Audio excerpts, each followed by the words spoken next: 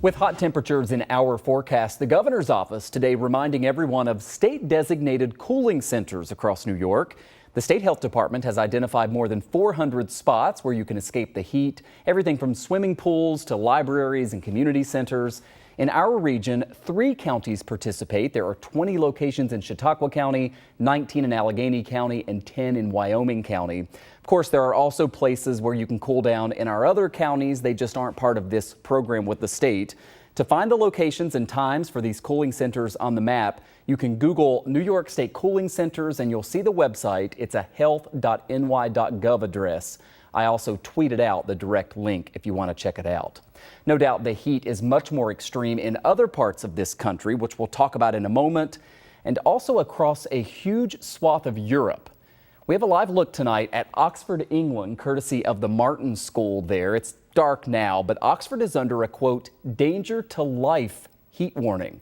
About an hour and a half away from there in Greater London, the hottest temperature ever recorded in England earlier today. Here's how Kelly Kobieo reported it this afternoon. Well, the UK is suffering through its hottest day ever recorded. 104 degrees registered at Heathrow Airport just after noon today, with temperatures still rising. The country is baking under a mass of hot air that is pushed up from Western Europe, where they've been struggling with record-setting high temperatures for days now, and also battling wildfires that are fueled by drought and hot, dry winds. In Spain, Portugal, and France, they're all still trying to get those wildfires under control. Some have turned deadly, and several cities in those 3 countries have set record high temperatures as well. 109 degrees in northern Spain, almost 117 in Portugal over the weekend. Here in the UK, the heat is causing problems with infrastructure. Trains are being delayed or canceled because of fear that the tracks will buckle. One airport, Luton Airport, north of London, had to pause flights for several hours on Monday because a runway melted in the heat. Wow, just incredible. Kelly pointed out that most people in the UK don't have access to air conditioning, and that's making this truly a life-threatening heat wave.